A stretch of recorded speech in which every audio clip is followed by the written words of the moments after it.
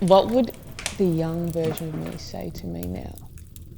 I think she'd be like super curious.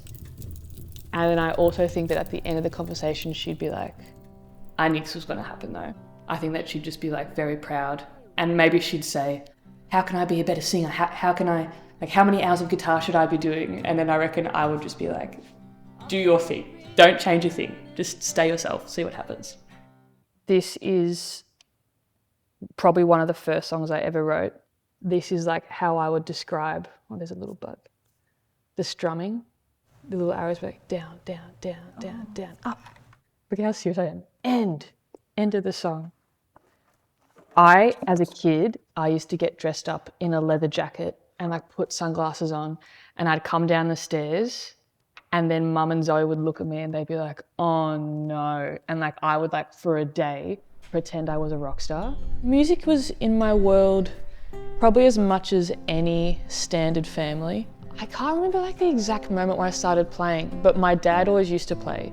And I think I would have been about maybe 7 years old when he was like, hey, try play dun, dun, dun, Smoke on the Water. This is so weird. I wrote a whole EP that I recorded on Mum's phone on voice memo. Every song was about chicken. The album's called Chicks Chicken Century, the greatest chicken hits. What the hell? And then I look back and I'm like, of course I wanted to be a musician. I remember when I was playing music when I was younger in the music room, and I think I was trying to learn a Red Hot Chili Peppers song, Californication. And I had the music video playing on the laptop, and I just spent like the whole day trying to learn how to play it. I wanted to be able to play it and watch the music video at the same time on my laptop. And then finally I could watch it and play without looking. And that is a big memory for me, that I was like, this is cool, because I think it was flow state. That's what it was. I was just like fully immersed in the song, and I felt like I was the musician in the song. That's probably one of my biggest first like magical memories of being swept away by the music. This is like back when I would finish school and I'd like eat afternoon tea, and then I would just like get on my laptop and watch YouTube videos of Ed Sheeran or like anything live that I could find. And then I saw the guitarist from One Republic playing this Spanish medley, and he had like a whole flamenco part, and then he started like smacking the guitar and he's like looping the drum. He was like in an arena playing this song, but the crowd loved it. And I remember watching that being like, hey, you don't have to sing. He was creating the most beautiful painting with no words, and he was getting people moving, and I just remember thinking, I can do that. That was the beginning of me thinking, I think I want to be a rock star, and I think I can do it. That was the moment.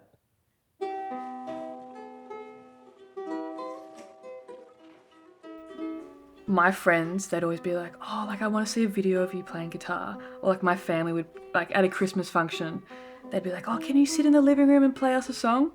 And then there were different times when I thought, I kind of just want to have like videos up online and then they can just watch them there. And then I also did always have the little background thing, like maybe I'll be found. Maybe someone will like it. And then so I started posting all these little reels on Instagram back in like 2015 when reels weren't even a thing and hashtags weren't even a thing. Do you know Camberwell Market? Yeah, I'd busk there. I didn't used to sing. I wouldn't sing in the shower. I wouldn't sing in the car. I never sung. I'm a very confident person, but singing was something that I was just terribly afraid of. And I had a horrible voice.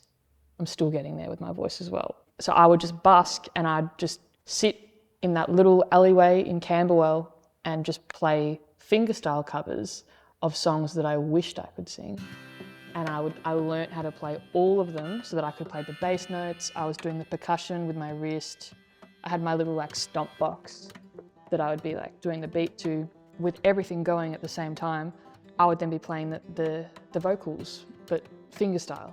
So then people could like sing along to what I was playing to, but then I would just be smiling like, I'm not singing, the guitar is. So I think that's why I became a good guitarist, because it was like, I had to make up for not having a voice.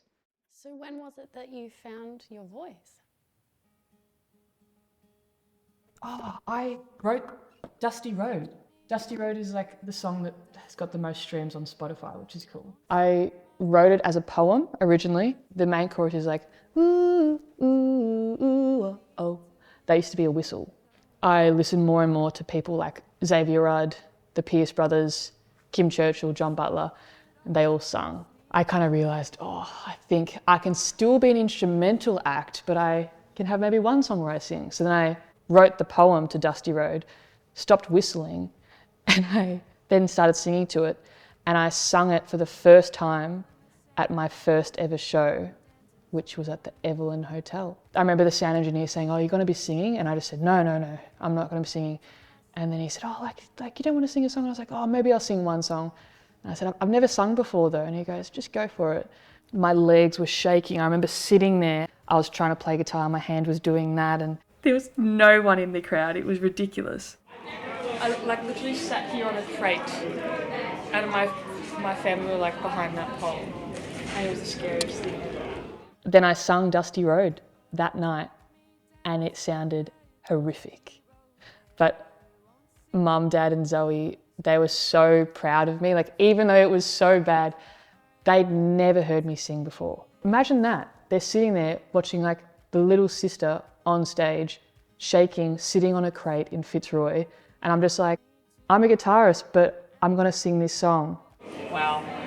What's this feel like? I actually feel I feel like I'm in 2019. Wow. It feels like that. This smell of like a pub. Yeah.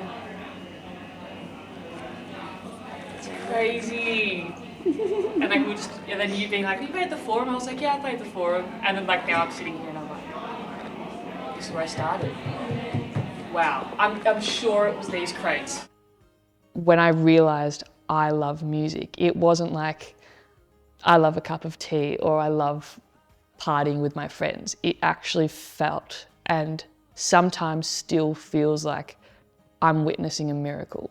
Not every single person on the planet has that, but some people would have that with sport or with painting. I think anything creative, people feel the magic, and my magic that I feel personally is when I play music. And I just kept posting on Instagram, busking at Camberwell Market. I just started getting all this traction and people from around the world commenting, saying things. And I remember I would get a comment and then I'd rock up at school and I'd be like, someone from Russia likes my video. How random is that? I was doing uni full time. I was studying sports science. My dream back then was to work for the AFL or the women's AFL and be the leading physio. Or if I didn't do that, I wanted to be the CEO of women's AFL. Every night I'd finish studying, I would then post a video of me playing guitar and I'd put it on my Instagram. And then I'd get another 10,000 followers overnight. And then I'd get 20,000 followers overnight. And it just kept building up. This man called Gilles, very French, he found me on Instagram during COVID. And he contacted his friend who contacted someone who said, "You live in the same city as this girl. She's going to be famous. You need to manage her." So this guy called Joe Miles messaged me and said, "Let's get a coffee. I'd love to manage you." Then I got a booking agent. Then I started doing gigs. And then when I went to Europe, I played in Saint Nazaire at Les Escales. And my sound engineer at this stage was Gilles, the guy that found me. And now he is my European sound engineer. So when I go to Europe, he's the guy that comes with me. And it's just crazy how it all works like that. Can you remember a moment where you looked around and realised, wait, this is happening. This is real. This isn't just something I'm trying to do anymore, I'm doing it. Yes. I was on tour with the Pierce brothers and it was my first ever European tour. And I'd brought my laptop because I was still studying at the time. And I got off stage. It was a really good show and I'm doing an exam whilst the Pierce brothers are on stage. And I've got my glasses on because I need glasses when I'm reading. The tour manager, James, he looks at me and he's like, "Steph, you need to get on stage. That's your song that you get up," because I'd always get up on stage in their final song. So I stop the exam and I'm running and I'm about to get on stage and then he's like, "Take off your glasses!" Clark Kent. Took off the glasses, got on stage, played the song, came back, grabbed my glasses, went back to the hotel, stayed up till like 3 a.m. doing the exam. And as I submitted that exam, I was like, I'm a musician and I'm doing this full time. I am at that level and I need to run with it. And if I keep doing sports science on the side or anything on the side, the musician dream is gonna fall. And then I stopped. I deferred and I just never have gone back. And I don't think I will.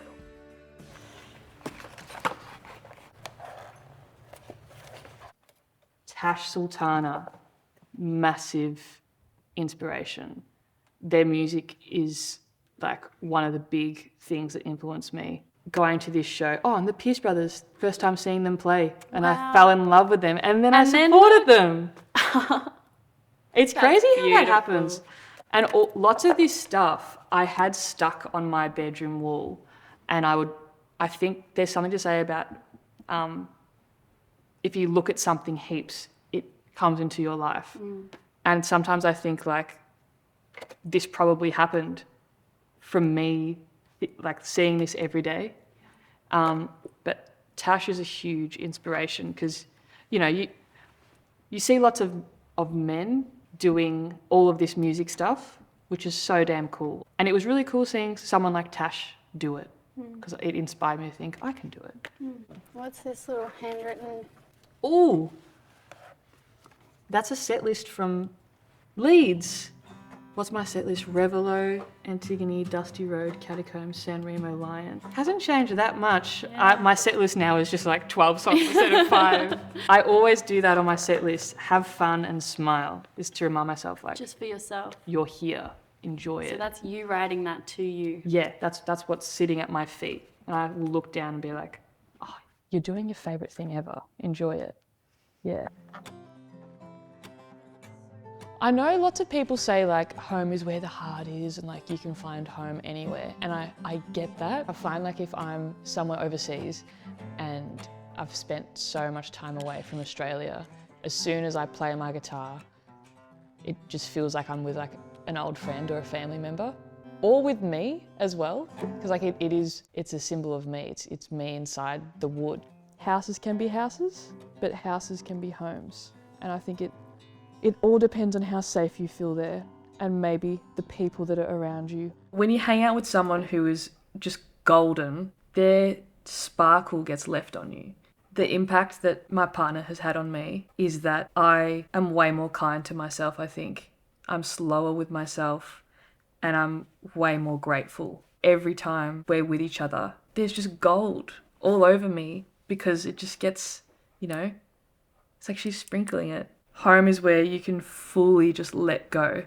And for me, that's this house here, Phillip Island, and it's also Melbourne as well.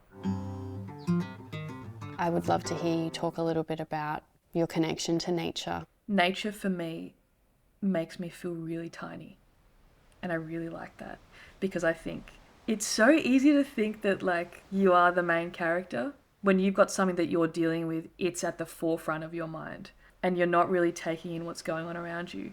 And I find that if I wake up and first thing I do is I open the blind and I look out into the horizon, my day is always going to be like 20 times better because the first thought I've had is, wow, look at the world. I am this small. I'm going to be gone and this is all still going to be here. And I get that as soon as I come here.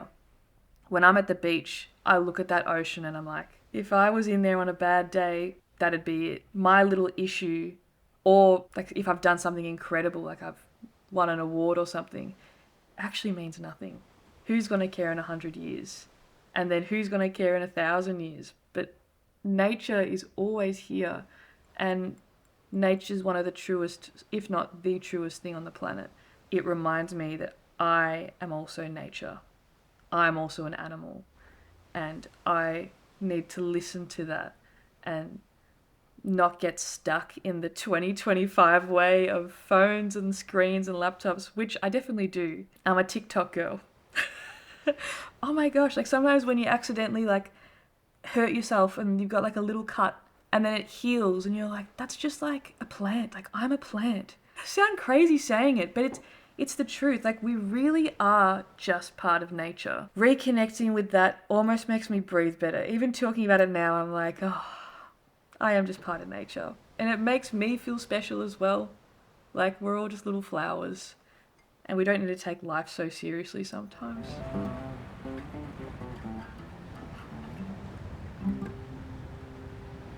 Like back when I used to not live here, so it was just like always a holiday when we'd come here. And it was always a moment where I'd be like, we'd have done like a really big walk all around the cliffs, and then we'd end here and just like sit. And it was like, okay, I'm allowed to like relax now.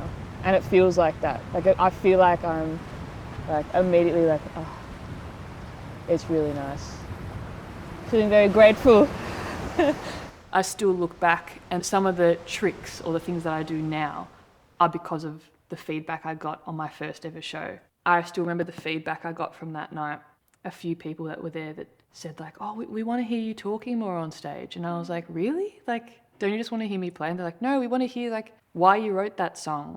There's something so pertinent in that about like finding your voice. And I guess in this process of what we're doing here, recognizing that like people do want to hear you and hear what you have to say, and your music speaks to people in a way that they want to keep listening. It's kind of scary.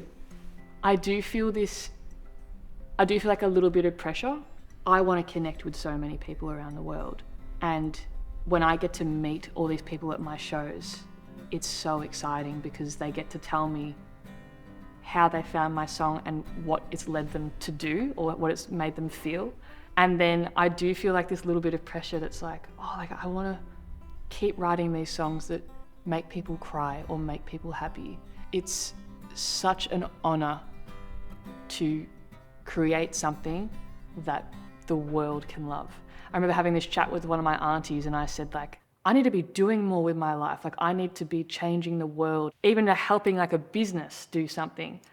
And then she was like, Steph, you are helping everyone with their souls. You're teaching them lessons, you're inspiring them, you're reminding them of things, you're making them feel alive, which is the name of the album. And when she said that, it started me thinking like, I am actually influencing people and I am making a mark on the world, even if sometimes I think like a lot of my time is spent working out what flight am I going to book or what post am I going to do or what photo shoot am I going to do. But it's so that then I can give the world art and then I can give the world therapy and friendship and a feeling of like spirit. And I think that is, I'm like so honored that I get to do that. I'm going to get teary.